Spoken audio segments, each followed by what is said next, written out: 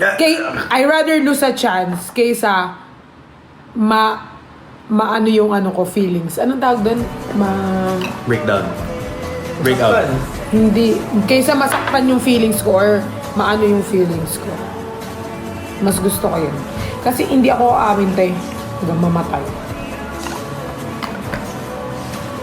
Hindi talaga. Alam mo, meron akong crush na crush. Super, super crush. High school. College. Super, super crush. Hindi ako umamin hanggang nagka-girlfriend siya. Aww. Hinintay ko siya magka-girlfriend tapos nag-move on na ako. Gustong-gusto ko siya. Like, nagsasama kami parehas. Like, hang out together. Lahat. Gusto ko siya. Tapos nung nagka-girlfriend siya, alam mo sabi niya sa akin, uy, ikaw po, type kita dati kaso mukhang ano ka kasi kaya hindi kita inano eh.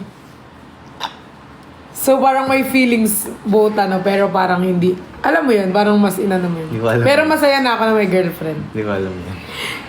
Cause I'm scared of rejection. Takot ako guys ma-reject. Takot na takot ako. Kahit nagpakita na yun ng motibo, kahit nagpaano, hindi ako amin hanggang hindi siya umaamin. So takot ako ma-reject. Pag sinabi kong gusto kita, tapos sabi niya, wala akong pake. Paano pag sinabi mo? Pag sinabi ko sa'yo, pag sinabi ko sa'yo, gusto kita. Bakit ka tumatawa? Wala.